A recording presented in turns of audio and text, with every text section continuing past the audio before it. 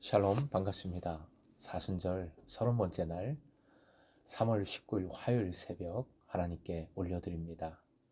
함께 주님을 사랑하는 기쁨을 찬양 부르십니다.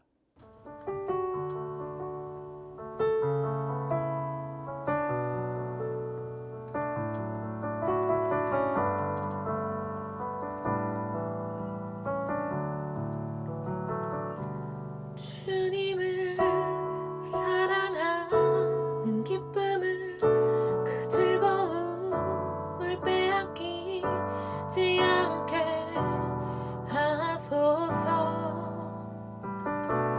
주님을 사랑하는 기쁨을 그 즐거움을 빼앗기지 않게 하소서.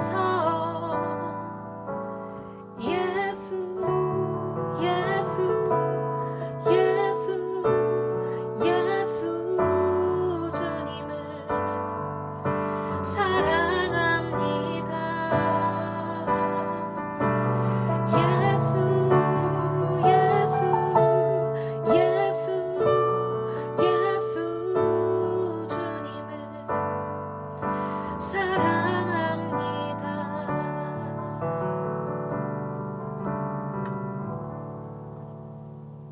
오늘 말씀 고린도후서 5장 2절에서 5절, 5장 2절부터 5절까지입니다. 함께 읽겠습니다. 참으로 우리가 여기 있어 탄식하며 하늘로부터 오는 우리 처소로 덧입기를 간절히 사모하노라. 이렇게 입으면 우리가 벗은 자들로 발견되지 않으려 함이라. 참으로 이 장막에 있는 우리가 짐진 것 같이 탄식하는 것은 벗고자 함이 아니요 오히려 덧입고자 함이니 죽을 것이 생명에 삼킨 바 되게 하려 함이라. 곧 이것을 우리에게 이루게 하시고 보증으로 성령을 우리에게 주신 이는 하나님이시니라. 오늘의 기도 제목, 그리스도로 덧입는 삶을 살게 하소서. 그리스도로 덧입는 삶을 살게 하소서. 이제 바울 사도는 이러므로라는 단어로서 새 문장을 시작하며 앞에 1절과 연결을 시킵니다. 즉 바울 사도는 본문 앞 1절에서 영원한 집이 있는 것을 안다 했지요. 알기에 탄식하며 하늘집으로 덧입게 됨을 간절히 바라고 있습니다.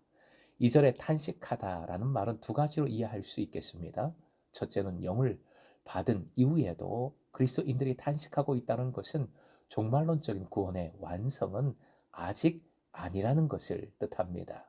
그리스도인들은 그들이 죄 용서함을 받고 성령을 받았다는 점에서 새로운 피조물이지만 여전히 탄식합니다. 그 이유는 아직도 그들이 썩어 없어질 몸을 지니고 있기 때문입니다. 아직 장막집 안에 있는 것입니다. 둘째, 덧입기를 매우 간절히 바란다는 표현을 위해서 사용되었습니다. 믿는 자들은 이미 성령의 인도를 받는 자들로서 성령의 도움을 받아 하나님께 간절히 기도함으로 주님께 다가갑니다. 이때 탄식이란 일반적인 세계, 우리가 살아가고 있는 이 땅의 아픔을 표현하는 것이 아니라 구원의 완성을 향한 간절한 소망을 나타내는 것입니다. 바로 이런 간절한 소망으로 그리스도인은 새로운 몸으로 덧입기를 원하는 것입니다. 덧입는다를 표현하기 위해 사용한 용어는 입다라는 동사 앞에 전치사가 합쳐서 이루어진 복합동사입니다. 그래서 덧입다라고 옮겼습니다. 로마서 6장부터 8장에 묘사된 그리스도인들의 모습은 과거의 죄로 규정되고 죄의 세력에 사로잡혀 있었으나 이제는 죄로부터 씻음받고 그 대신 성령으로 채워진 모습입니다. 이렇게 새롭게 된 존재를 규정하는 것은 더 이상 죄가 아니지요. 예수 그리스도이시고 성령이십니다.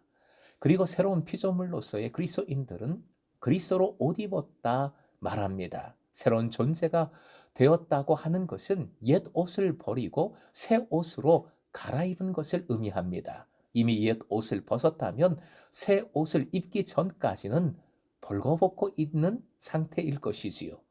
3절, 4절에서 바울 사도가 우려하는 것이 바로 이 벌거벗은 상태입니다.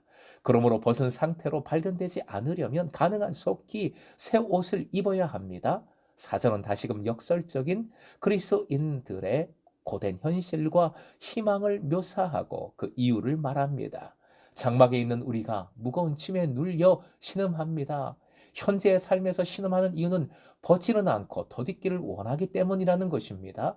새 사람이 되기 위해서는 옛사람을 벗어버려야 합니다.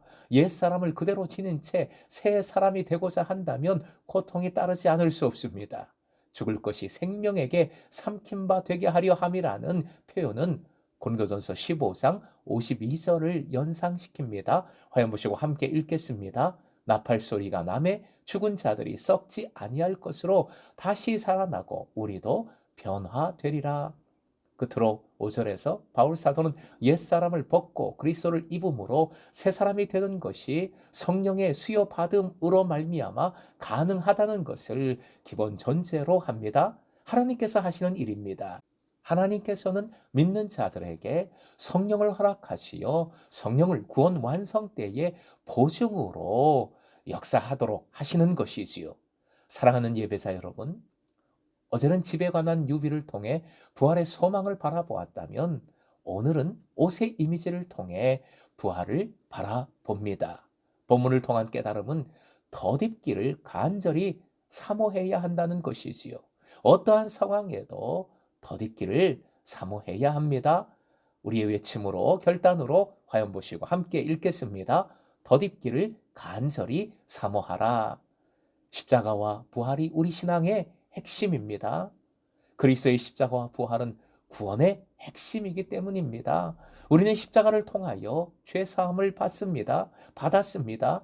믿음은 죄사함 받은 것만으로만 만족하는 삶이 아니라 부활의 소망을 바라보며 덧입기를 사모하는 삶을 살아야 합니다. 이는 준비하는 삶, 깨어있는 삶, 부활을 준비하는 삶입니다. 그리스도로 옷 입은 새로운 피조물로서 그리스도로 옷 입은 자답게 그런 자로 새롭게 살아야 하는 것이지요. 이 삶을 성령께서 인도하십니다. 이 삶의 결과를 성령께서 보증해 주십니다. 성령 충만한 삶을 사모하며 그 충만함을 누리십시다. 무슨 옷을 입냐에 따라 그 사람의 기품이 달라 보이지요. 옷이 날개입니다. 명품 옷을 원하십니까? 멋진 옷을 원하십니까?